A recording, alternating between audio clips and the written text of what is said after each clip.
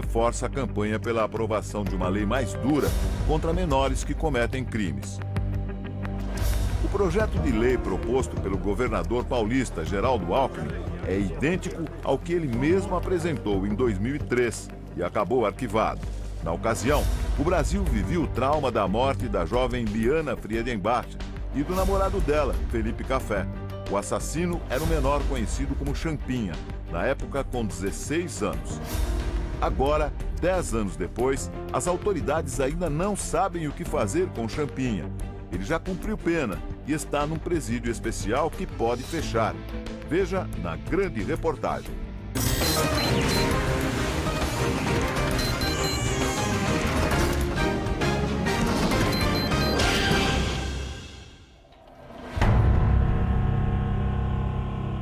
Liana Friedenbach, 16 anos. O que seria a Liana hoje? Uma pergunta tão difícil. Felipe Café, 19 anos. Tudo que eu tinha na minha vida. Meu amigo. Dois jovens estudantes em começo de namoro. Um casal apaixonado em busca de aventura, decidido a embarcar numa viagem escondida. Não tenho que fugir, eu jamais iria fugir. Mas ela inventou uma mentira, olha a que deu. O destino? Em Bugaçu, uma pequena cidade a 36 quilômetros do centro de São Paulo. Felipe e Liana vêm para este sítio abandonado. Eu acho que assim, a Liana não sabia para onde ela estava indo. O passeio romântico ganha um convidado inesperado, Champinha. E se transforma num triângulo de terror.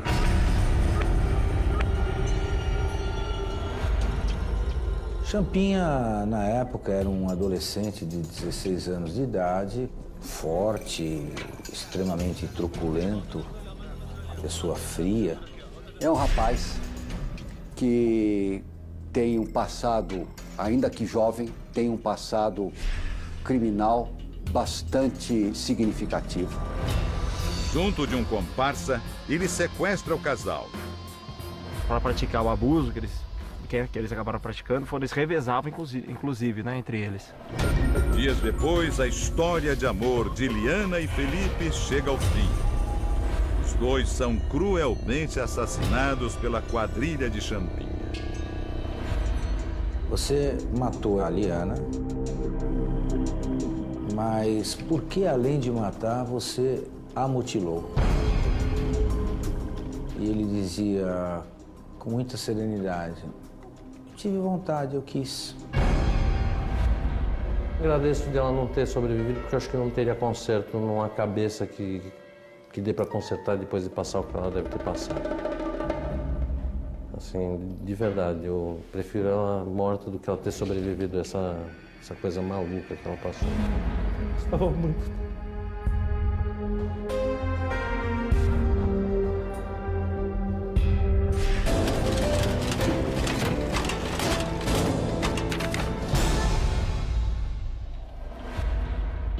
Estas são imagens raras que fazem parte do arquivo da família. Liana e o pai sorriem, brincam juntos. Desde pequena, a garota sempre foi muito apegada a ele. Na televisão, o lugar dela era do meu lado. Sabe assim, ninguém podia sentar ali, porque aqui ela era o lugar dela. Sim, eu sinto muita falta de abraçar ela. Assim, o cheiro dela.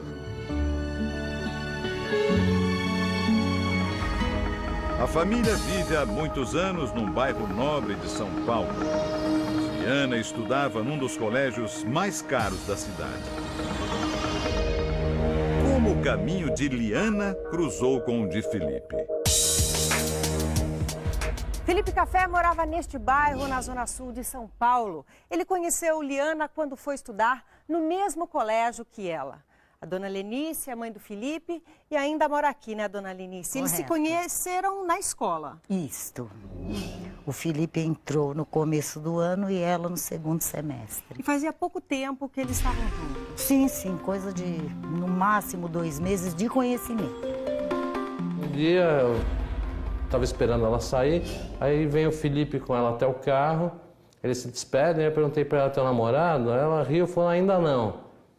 Aí no dia seguinte, a mesma coisa, ele veio com ela até o carro, ela falou, agora já é meu namorado. E eu fiquei extremamente feliz, sabe? Eu achei legal. Isso foi em setembro, entendeu? Em outubro eles viajaram. A imagem que eu tenho mais dolorida dele, ele saindo, com a mochila nas costas. Dona Lenice conta que algum tempo depois da morte, decidiu desmontar o quarto dele. Hoje as lembranças ficam apenas em algumas fotos e, claro, na memória.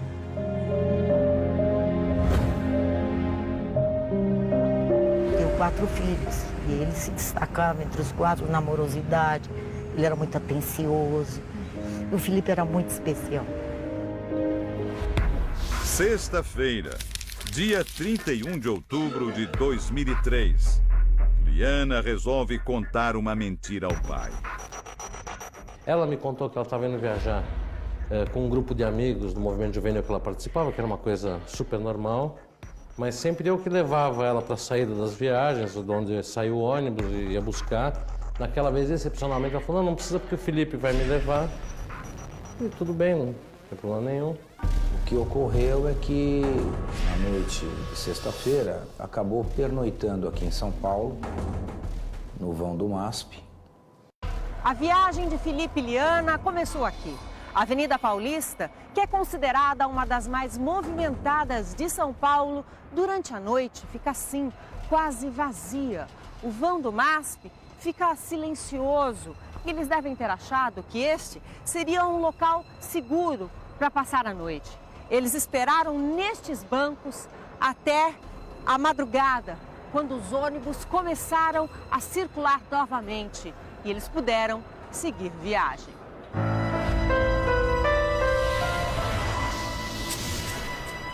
Quando amanheceu, já no sábado de manhã, eles saíram daqui rumo ao extremo sul de São Paulo. Pegaram o ônibus com destino ao Largo 13. Para chegar até aqui, os dois levaram mais de 1 hora, mas não estavam nem na metade do caminho. Felipe conhecia o trajeto. Ele sabia que daqui sai o ônibus que vai para Embu Guaçu. De ônibus, a viagem é longa. Leva 2 horas. Eles desembarcaram no meio da manhã e daqui pegaram mais um ônibus até o fim da linha. Esse é o fim da linha. Aqui termina o asfalto. E já dá para ver, olha, o ponto final do ônibus. Foi aqui que a Liana e o Felipe desembarcaram. Eles estavam com muita bagagem. Dá para ver aqui, olha, que tem uma pequena comunidade, gente muito simples. Provavelmente, eles já começaram a chamar a atenção das pessoas e viraram alvo dos criminosos. Passaram a perambular pelas estradinhas da região quando cruzaram com o Champinha e o Pernambuco. E já nesse momento a Liana chamou muito a atenção do Pernambuco e do Champinha. Do ponto final do ônibus até aqui são mais ou menos uns 400 metros. E eles vieram andando, podem ter demorado cerca de 10 minutos. E aqui eles pegaram a trilha até o acampamento. O casal chega ao sítio. Eles montam uma barraca e se instalam para passar o final de semana. Eu vou entrar aqui.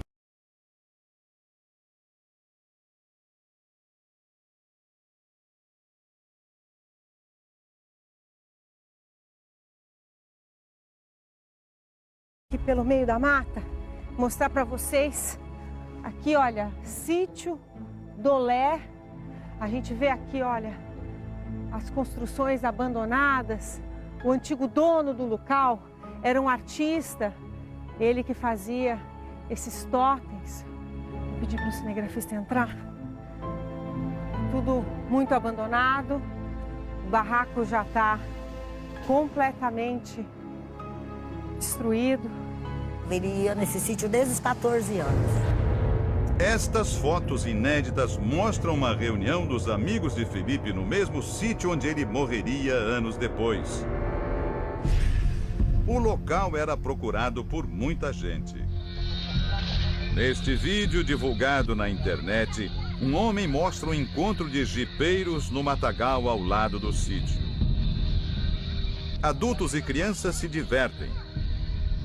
Ele se afasta do grupo e caminha por uma estrada de terra. Aqui é sinistro, hein? Logo ele chega ao sítio onde Liana e Felipe acamparam. Sinistro, hein? Lugarzinho pra jipeiro dormir. O sítio do Lé foi abandonado anos antes da morte de Liana e Felipe. O dono deixou o local depois de um assalto, quando quase foi assassinado. O primeiro tiro foi no braço, o segundo tiro era no peito, a arma não disparou. Quando a arma não disparou, ele pegou e falou, já que você não morreu de tiro, você vai morrer do facão.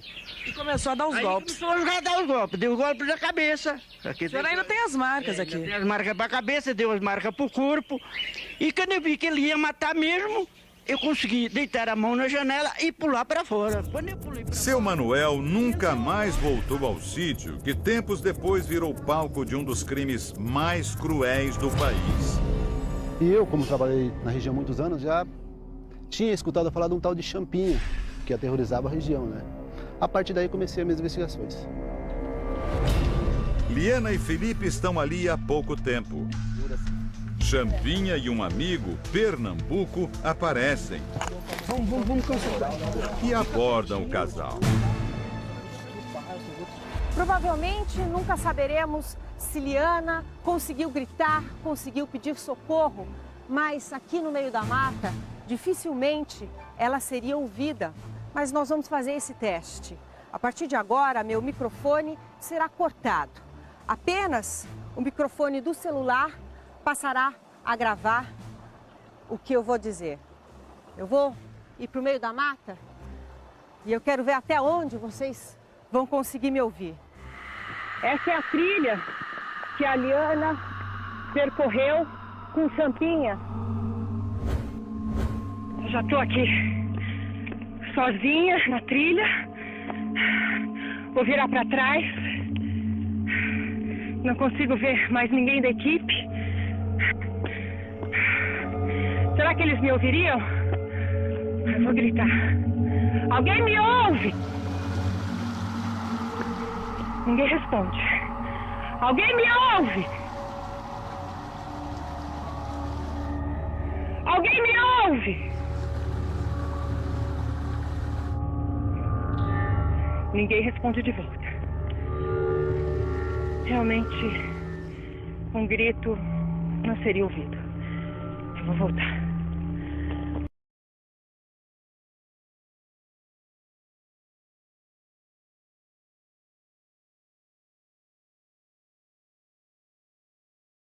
Até porque dá um pouco de medo estar aqui sozinha.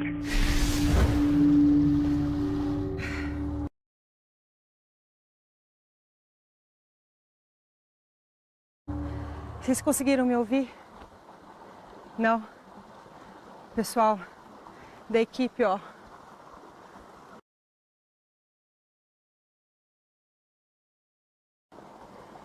Eles disseram que não me ouviram. Foi pouco mais de 150 metros. Os dois são vendados e levados para uma pequena casa ali perto. No cativeiro, Liana é mantida em um quarto e Felipe em outro. Ele permanece isolado a maior parte do tempo. Ela é violentada várias vezes por Champinha, Pernambuco e Antônio, o dono da casa.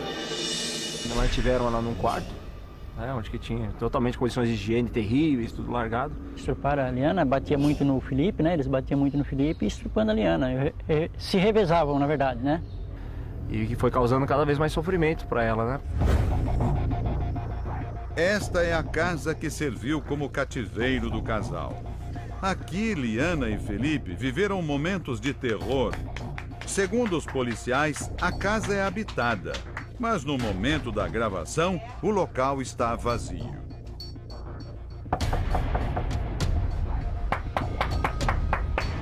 Realmente não tem ninguém? Disse que o Felipe ponhava o Felipe com o Champinha para brigar, né? Aí o Felipe era mais forte, ele batia no Champinha. Aí eles amarravam o Felipe, né, para fazer a barbaridade com a Liana. Eu acho que assim, a Liana não sabia para onde ela estava indo.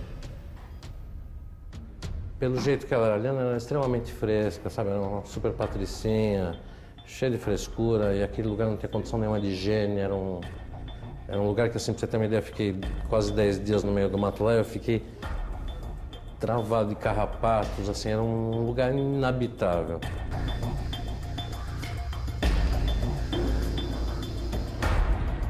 Aí eu liguei para uma amiga da Liana, que era a amiga mais próxima dela, falei, escuta, onde está a Liana?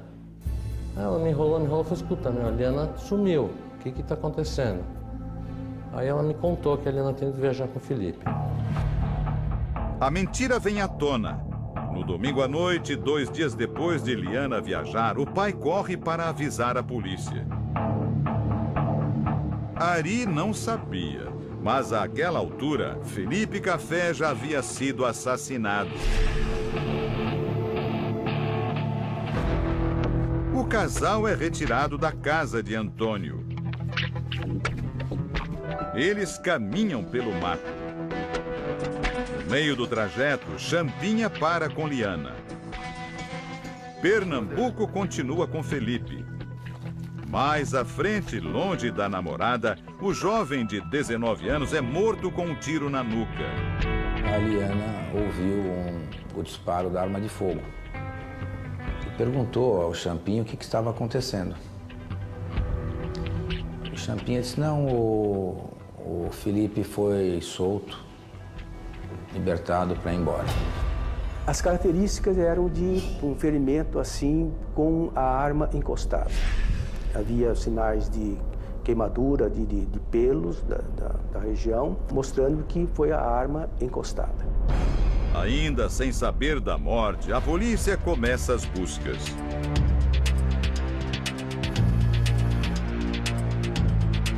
O Comando de Operações Especiais da Polícia Militar vai para a mata. Cães farejadores ajudam na procura. As horas passam. A noite chega e nada. O desespero das famílias aumenta.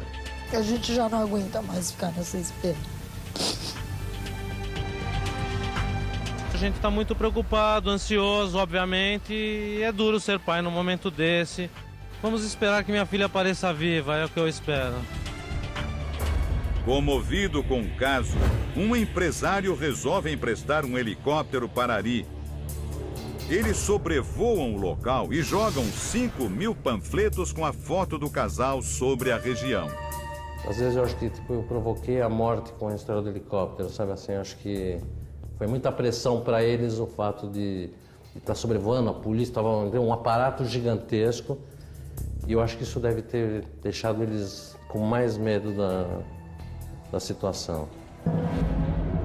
Segunda-feira à tarde. Segundo a polícia, Champinha sai com Liana do cativeiro. Ela veste um moletom. É obrigada a cobrir a cabeça e parte do rosto com o capuz da blusa. Os dois vão a um lago. Ele quer pescar. O irmão de Champinha aparece. É a chance do crime ser descoberto. Ele diz que a mãe está preocupada por causa dos dias que Champinha ficou fora de casa. Segundo a polícia, é aqui que vive hoje a mãe de Champinha. Ninguém nos atende. Não tem sinal de que tem alguém na casa. Vou chamar uma última vez.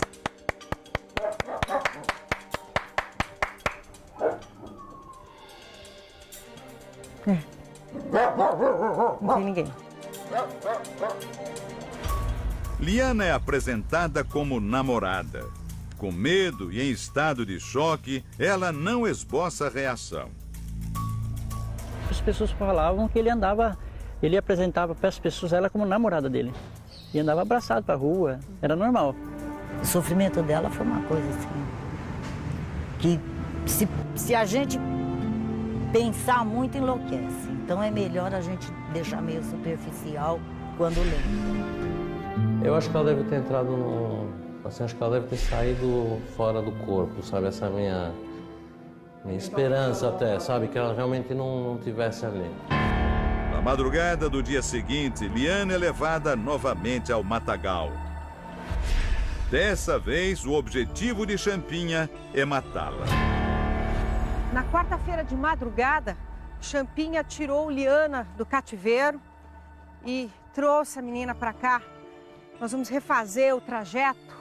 É uma trilha no meio da mata fechada. A gente tenta imaginar os momentos de pavor que ela passou e pensar que ela pode ter pressentido que ela estava caminhando para a morte. É difícil. Ela teria sentido já a morte, né? Que falou, não, você vai me levar para algum lugar, você vai me matar. Aí nesse momento ele falou, não pode deixar que eu não vou, vamos pegar um atalho. Eles adentraram nesse mato, uns 30 metros à frente. Aí ele já pegou e golpeou ela com a faca. E assim que a Liana caiu ao chão, ele freneticamente golpeou-a mais com inúmeros golpes no braço, no peito, na cabeça, chegando inclusive a causar um traumatismo craniano. Todo mundo aqui tinha medo dele. Todos os moradores da região tinham o Champinha como o terror da região. Eu cheguei na minha casa, sei lá, 10 da noite, me liga uma pessoa. Esse senhor me liga, eu sou fulano de tal, sou mateiro, eu nunca tinha ouvido essa expressão. O homem a quem Ari se refere é seu Arnaldo. Ele trabalhava como mateiro. Auxiliava turistas em aventuras pelas trilhas de Embu. Comovido com a história e conhecendo muito bem o local, ele se ofereceu para ajudar. Eu tive contato com o seu Ari, né? E aí a gente conversou e eu falei que iria dar uma procurada na mata. Queria saber se o senhor me autoriza eu ajudar a procurar a sua filha. Foi claro que eu autorizo. Horas depois, seu Arnaldo cruza com um dos criminosos e avisa o pai de Liana. E ele levou esse fulano para a delegacia. O senhor foi, então, fundamental, né, para que a polícia pudesse desvendar esse crime. Porque se o senhor não tivesse levado o seu Antônio lá para a delegacia... Podia demorar um pouco mais, né? Pena que passou do tempo da hora, né? Não deu para salvar ninguém. No meio da entrevista, emocionado, o mateiro faz uma revelação. Relato das pessoas moradoras que ia e usasse muita droga lá, né? O Felipe? Sim, com o Champinha. É relato das pessoas moradoras no local. Até hoje você vai saber disso ainda. O seu filho não consumia drogas? Não, nenhum deles. Agora, os moradores diziam o quê? Que o Felipe chegou a conhecer o Champinha antes de tudo? Sim, disse que conhecia, os dois se conheciam. O que os moradores lá diziam? Que ele conhecia o Champinha? Não, eles se cruzaram por uma ocasião. Antes. Quem comentou isso comigo foram os meninos. Que foi assim, eles jogaram bola juntos. O Champinha e o Felipe? E os meninos. Todo mundo? Todo mundo. O Champinha foi lá e jogou com eles? Isto. E até hoje, 10 anos depois, ela se sente magoada por um dia terem duvidado do filho dela. Isso daí está entalado na minha garganta desde que ocorreu. Eu ser pressionada dentro da minha casa, alegando que nós estávamos orquestrando este sequestro. Eu, Felipe e Rafael. Porque o Rafael era da polícia e o povo fala. Entendeu? Isso me deixou assim indignada. Depois da confissão de um dos criminosos, todos os outros acabam detidos, inclusive Champinha. Ele tá aqui, no banco de trás, algemado. Aos poucos, os detalhes são revelados. Primeiro, eles indicam onde está o corpo de Felipe. Vamos dar o último adeus ao nosso filho. Mas Deus deve ter um lugar bom para mim. Com certeza. Quando os filhos enterram os pais, eles estão enterrando o passado. Agora, quando os pais enterram os filhos, nós estamos enterrando o futuro. E a todo dia nós perdemos parte do nosso futuro. Horas mais tarde, o corpo de Liana também é encontrado.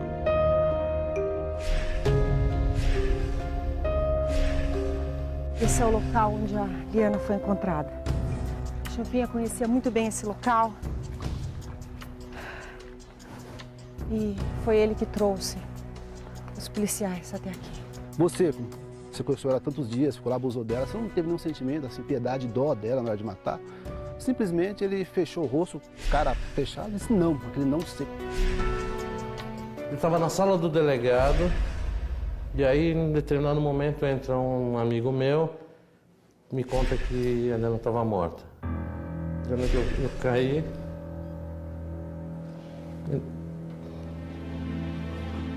Chorei.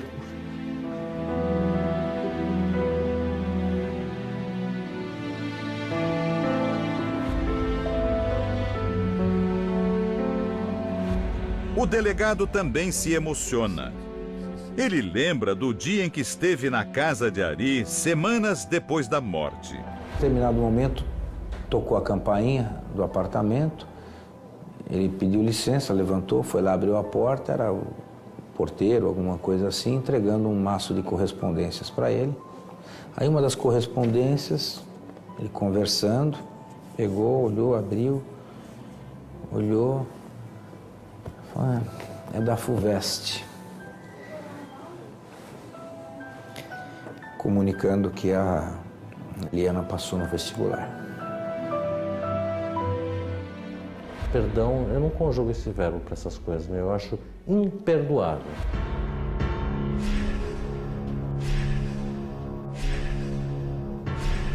Ao todo, 5 homens foram condenados pelo crime. Antônio de Barros, dono de uma casa que serviu como cativeiro, pegou 7 anos de prisão. Já cumpriu a pena e está em liberdade. Os outros 4 ainda estão atrás das grades. Paulo César Marques, do Pernambuco, foi condenado a 110 anos de prisão. Antônio Caetano Silva, a 124. Aguinaldo Pires foi sentenciado a 47 anos. Roberto Cardoso, o Champinha, foi internado na Fundação Casa. Ficou dos 16 aos 20 anos. Quando estava prestes a sair, um laudo psiquiátrico atestou que ele não tinha condições de conviver em sociedade. Champinha tem hoje 26 anos e permanece preso, agora nesta unidade experimental de saúde, na zona norte de São Paulo. Nesta semana, o Ministério Público Federal pediu a desativação da casa. Relatores da ONU alegam que não há base legal para manter casos como o de Champinha em instituições como esta. A unidade experimental de saúde pode ser fechada e Champinha pode ganhar a liberdade. Deixar ele longe da sociedade é para salvaguarda dele, porque senão ele morre ou mata. Então ele vai sofrer hostilidade do meio e vai reagir, vai matar ou vai morrer. Felipe Café faria 29 anos em julho. Liana Friedenbach completaria 26 daqui a uma semana. Eu acho que quem perdoa é Deus, cara. Eu não perdoo.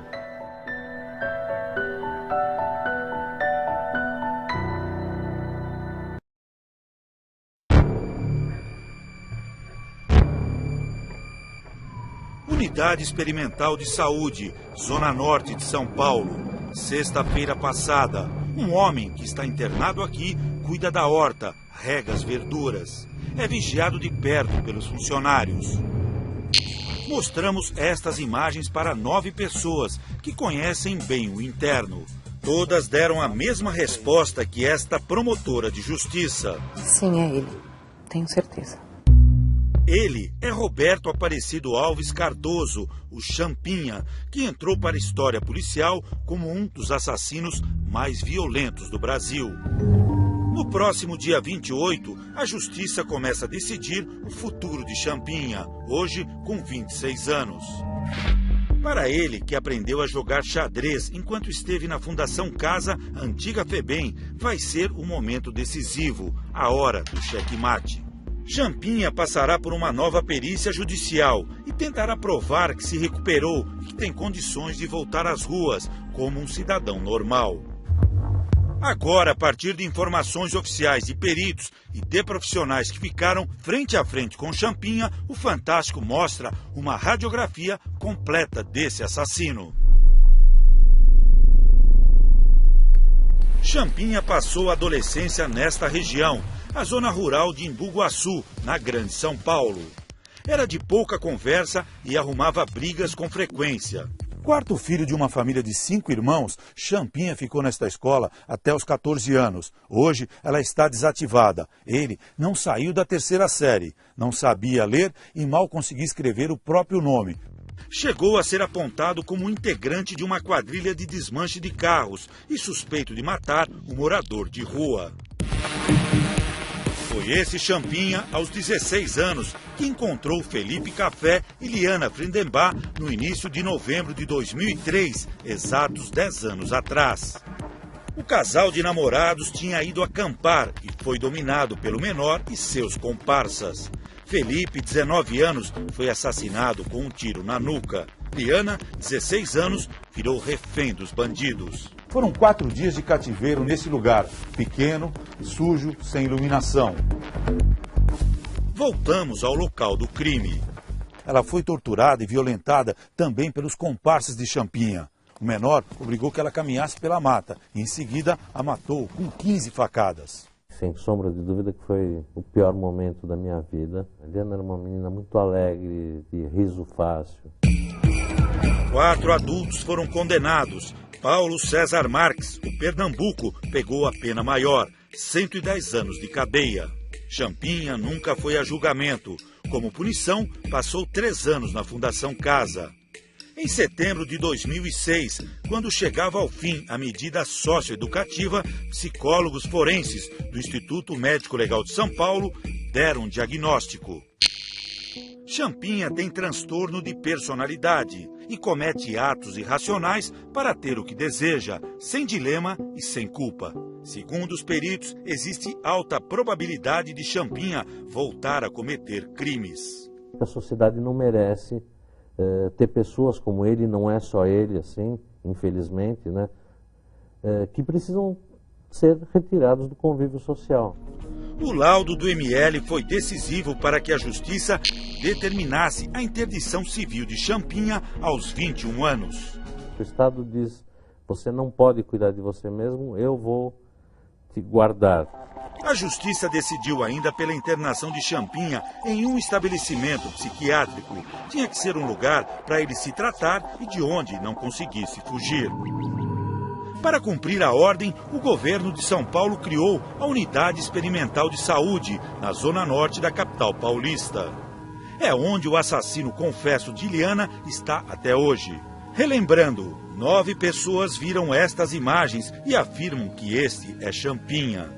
Na unidade, há outros 4 internos, todos com perfis semelhantes. Segundo a Secretaria Estadual de Saúde, eles fazem terapia ocupacional, vão às aulas e são tratados por um médico, um psicólogo, 2 técnicos de enfermagem e uma assistente social. O Ministério Público Federal critica o tratamento, quer o fechamento da unidade e a transferência dos internos. Eles estão internados sem previsão para sair e sem tratamento de saúde adequado.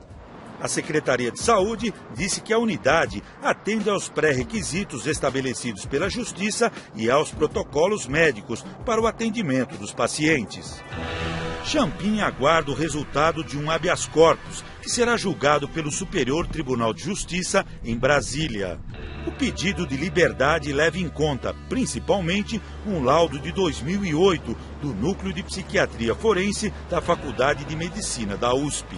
Esse núcleo acompanhou Champinha e concluiu: O assassino de Liana Frindembá não apresenta transtorno mental. Ele é uma pessoa normal, que não terá benefícios médicos ficando internado. Mas a avaliação também é clara. Diz que não dá para garantir que Champinha nunca mais vai cometer crimes, já que sua periculosidade, ou seja, o quanto ele pode ser perigoso, não está atrelada à sua saúde mental. Ele tem um comportamento agressivo e impulsivo. O Ministério Público pediu à Justiça que Champinha passe por uma nova avaliação médica que está marcada para o próximo dia 28 aqui neste Fórum de São Paulo. O Fantástico antecipa agora, com exclusividade, algumas perguntas que a perícia terá que responder. Qual a doença mental de Champinha e suas consequências? Ele pode ter reações impulsivas ou agressivas? A nova perícia vai dizer também se Champinha tem valores éticos e morais suficientes para se conduzir em sociedade. No momento, o Ministério Público entende que ele não tem essa capacidade de conviver em sociedade. Procurada pelo Fantástico, a defensora pública que atende Champinha preferiu não gravar entrevista. O resultado da nova perícia deve sair no começo do ano que vem. Vejo como uma tremenda irresponsabilidade de alguém que possa assinar um laudo dizendo que ele está apto para voltar para a sociedade. Hoje a senhora se sentiria segura com o Champinha na rua? Eu não me sentiria segura e a sociedade não se sentiria segura.